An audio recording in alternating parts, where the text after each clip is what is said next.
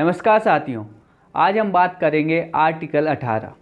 अनुच्छेद 18 क्या है इसका गहराई से अध्ययन करेंगे और साथ में इसका पूरी तरह इसके क्या क्या अपवाद हैं उनके बारे में भी हम बात करेंगे। देखिए, जो आर्टिकल 18 है इसमें लिखा गया है कि उपाधियों का अंत, मतलब कोई भी व्यक्ति किसी उपाधि का प्रयोग नहीं कर सकता, इसमें लिखा गया है किसमें, आर्टिकल 18 में।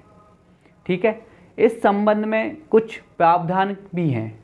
आर्टिकल जो 18 है इसमें कुछ प्रावधान किए गए हैं कि हाँ, मान लिया कि जो आर्टिकल 18 इसमें लिखा गया है कि उपाधि कोई व्यक्ति धारण नहीं करेगा, लेकिन इसमें कुछ प्रावधान भी किए गए कि जैसे कि इसमें क्या किया गया है कि यह निषेध करता है, पहला जो इसका पॉइंट है कि यह निषेध करता है, मतलब प्रतिबंधित करता है कि राज्य, सेना या विद्या संबंधी सम्मान के सिवाय और कोई उपाधि प्रदान नहीं करेगा।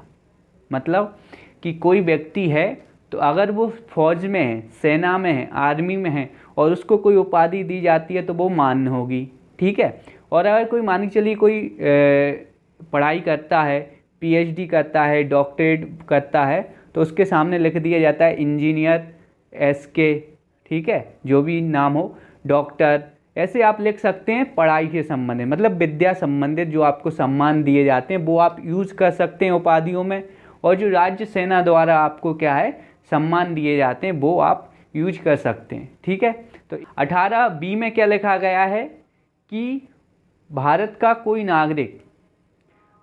कोई नागरिक विदेशी राज्य से कोई उपाधि प्राप्त नहीं करेगा।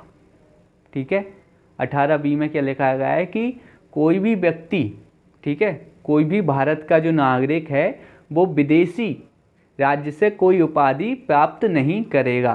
ठीक है, और इसके बाद जो 18C है इसमें लिखा गया है कि कोई विदेशी राज्य के अधीन लाभ या विश्वास के किसी पद को धारण करते हुए किसी विदेशी राज्य से कोई भी उपाधि राष्ट्रपति की सहमति के बिना स्वीकार नहीं करेगा।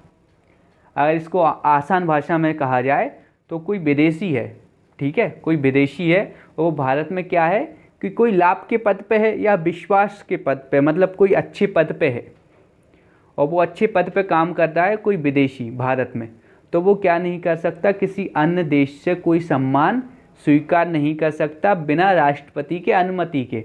मतलब अगर कोई विदेशी है वो भारत में रह रहा है, यहाँ पे काम कर रहा है, अच्छे पद पे है और वो किसी विदेशी राज्य से कोई उपाधि उसको मिल रही है, तो वो पहले राष्ट्रपति से पूछेगा। राष्ट्रपति जी ने कह दिया कि हाँ भाई आप ले सकते हो उपाधि, तो आपको वो उपाधि मिल जाएगी। अगर राष्ट्रपति जी ने नहीं कहा कि आपको ये उपाधि नहीं लेनी चाहिए तो फिर वो व्यक्ति उस उपाधि को नहीं ले सकता। ये है आर्टिकल 18C। 18D के बारे में बात की जाए तो राज्य के अधीन लाभ या विश्वास का पद धारण करने वाला कोई व्यक्ति किसी विदेशी राज्य से या उसके अधीन किसी रूप में कोई भेंट, उपलब्धि या पद राष्ट्रपति की सहमति के बिना स्वीकार नहीं करेगा। इसमें भी यही लिखा गया है कि कोई मान के चलिए भारतीय है, ठीक है, कोई भारतीय है और उसको कोई विदेशी राज्य है उसको कोई उपाधि दे रहा है, कोई भेंट दे रहा है, ठीक है, कोई उपलब्धि दे रहा है, तो वो तब उसे स्वीकार कर पाएगा जब वो राष्ट्रपति जी से परमिशन ले लेगा। ठीक है, कोई व्यक्ति जो भारत में रह रहा है, भारतीय है और वो अच्छे पद पे है, तो वो किसी विदेशी व्यक्ति से उपाधि, भेंट या उपलब्धि तब ले सकता है जब वो भारत के राष्ट्रपति जी से परमिशन ले ले, और उन्होंने हाँ कह दिया तो वो ले लेगा और अगर मना कर दिया तो नहीं ले पाएगा।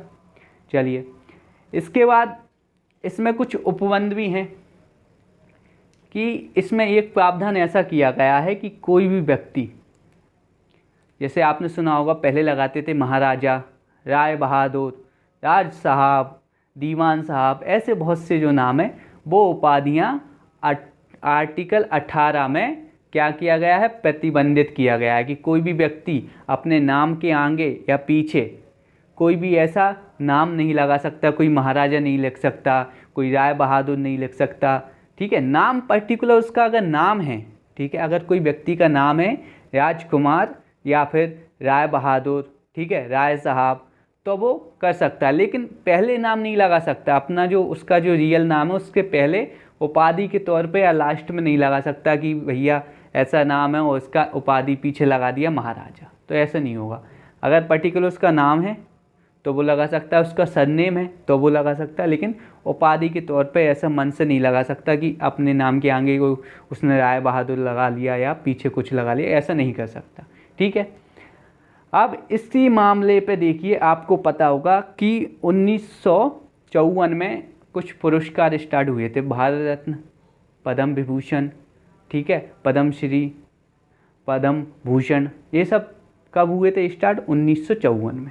तो इसके बाद क्या होता है कि 1996 में सुप्रीम कोर्ट में एक याचिका दायर की जाती है और उसमें होता है कि जो 1954 में जो भारत रत्न, पद्मश्री, पद्म भूषण, पद्म विभूषण जो क्या बोलते हैं पुरस्कार प्रदान किए जाते हैं, वो क्या आर्टिकल 18 का अपवाद नहीं है? तो इस पर सुप्रीम कोर्ट ने कहा था कि जो ये पद्म भूषण, भारत रत्न, पद्मश्री, ये सब जो हैं यह क्या है? पुरस्कार, उपाधि नहीं है। ठीक है, ये उपाधि नहीं है। ठीक है, आर्टिकल 18 के यह प्रावधानों के प्रतिकूल नहीं है, मतलब यह उपाधियां नहीं है, इनको व्यक्ति को प्राप्त क्या दिया जा सकता है, सरकार इनको दे सकती है। ठीक है, यह आर्टिकल 18 के अनुकूल हैं, प्रतिकूल नहीं है। ठीक है, लेकिन पुरस्कार पाने वालों को इनका प्रयोग अपने नाम के आगे या पीछे करने का क्या नहीं है? प्रावधान नहीं है। मतलब अगर कोई व्यक्ति को पद्मश्री, पद्म भूषण, भारत रत्न ये सब पुरस्कार दिए जाते हैं तो वो क्या कर सकता है? सम्मानित हो जाएगा। ठीक है, सम्मानित किया जा सकता है, लेकिन अपने नाम के आगे वो ऐसा नहीं लिख सकता है, मान के चलिए भारत रत्न और अपना नाम लिख दिया या पीछे नाम लिख दिया, ऐसा नहीं लिख सकता वो। अगर ऐसा लिखता है तो उसे वो जो क्या बोलते हैं पुरस्कार है उसको त्यागना पड़ेगा। ठीक है, उसको छोड़ना पड़ेगा। ये है था सुप्रीम कोर्ट का फैसला 1996 में।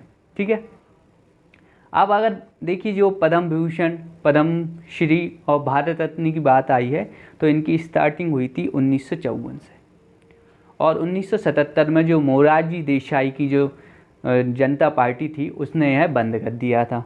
ठीक है, इसके बाद 1980 में इंदिरा गांधी की सरकार आई और उन्होंने इन पुरस्कारों को पुनः प्रारंभ कर दिया जो अब तक दिए जाते हैं, और यहाँ पर जो आर्टिकल 18 है ये कंप्लीट हो जाता है।